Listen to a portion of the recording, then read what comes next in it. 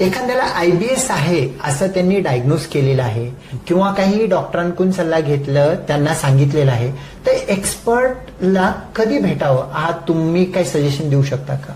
So IBS हे common आहे. बरेचसे physicians are very well equipped to diagnose IBS, treat पण करू शकतात if they have experience around that. पण ज्या वेळेस 3 महिन्यापेक्षा जास्त गटचे कुठलेही इश्यूज चालू आहेत, तिथे गॅस्ट्रोएंटरॉलॉजिस्टचं एकदा ओपिनियन घेणं गरजेचं आहे.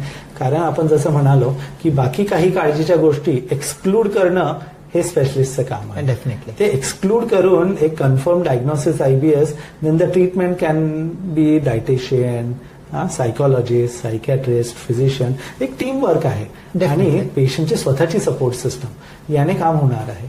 पण एक 3 महिन्यांपेक्षा जर जास्त सिम्पटम्स चालू असतील तर एकदा गॅस्ट्रोएंटरॉलॉजिस्टकडे प्रॉपर येऊन असेसमेंट करून घेणं गरजेचं आहे. IBS मध्ये असं म्हटलं जातं की मेंटल काम डाऊन, डुईंग द मेडिटेशन वगैरे केलं तर बरेच काही पॉझिटिव्ह इफेक्ट भेटतं म्हणतात. ह्याच्याबद्दल तुमचा एक्सपिरियन्स काय आहे सर? सो शेवटी आपण ब्रेनला ट्रीट करायचं.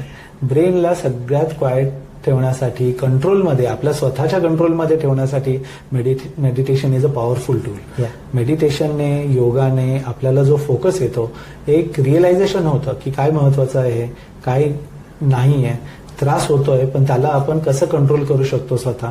त्या त्रास, पोट दुखतंय आणि त्याची काळजी केली तर जसं मी म्हणालो एक निगेटिव्ह सायकल क्रिएट होतं.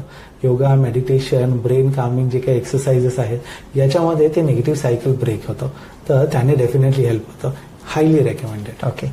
IBSचा पेशंट कसं असतं सर, भरपूर दिवसांना आजार चालू असतो आणि ही गोज टू गुगल आणि कंटिन्युअस त्या सायकलमध्ये कुठेतरी काहीतरी बघणं, काहीतरी वाचणं, आणखीन स्वतःला सेल्फ डायग्नोज करणं आणि बाकीच्या गोष्टींमध्ये पण डिजिटल इन्व्हॉल्व्ह करणं. तर एक IBSच्या पेशंटला तुम्ही डिजिटल रेस्ट्रिक्शन किंवा डिजिटल डिटॉक्स असं काय ऍडवाइस करता का? 100%. कारण गुगल, आता ChatGPT सर, ह्या सगळ्यांमध्ये माहिती अॅक्युरेट असते असं नाही. त्यांना त्यांचे लिमिटेशन आहेत. They are very useful tools. खरंच युजफुल टूल्स आहेत. पण कुठलंही टूल आहे याला यूज कसं अप्रोप्रिएटली करायचं याची एक्सपर्टीज जी डॉक्टर्सकडे असणार आहे ती तुमच्याकडे नसणार आहे. गुगल, ChatGPT मध्ये कॅन्सर हे पहिलं सांगितलं जातं. त्यामुळे IBSचा पेशंट लिटरली अँझायटी लेवल्स अगदी हायएस्ट लेवलला घेऊन आलेला असतो.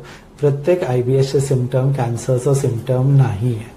म्हणून गुगल जेवढं वाचणार, बाकीचं करणार, ती अँझायटी लेवल जर वाढत असेल तर डिजिटल डिटॉक्स आणि आजाराबद्दल न वाचणे हे सगळ्यात चांगलं आहे. याच्याही उलट आता मी सांगून लोक वाचायचं थांबवणार नाहीयेत, ऍब्सोल्युटली थांबवणार नाहीयेत. वाचलं, काही काळजी असेल तुमच्या डॉक्टरांशी जाऊन बोला, त्याबद्दलचं एक एक्सपर्ट ऍडवाइस, ओपिनियन घ्या. ते तुम्हाला सांगू शकतील की नेमकं काय आहे, हे जे काही लक्षणं आहे, गुगलनी तुम्हाला जी काही माहिती दिली आहे याचं एक जे काही सेन्स आहे, they will make a sense out of it. आणि काय महत्वाचं आहे काय नाही हे कळालं की ते अँझायटी लेवल कमी होणार. That's absolutely true.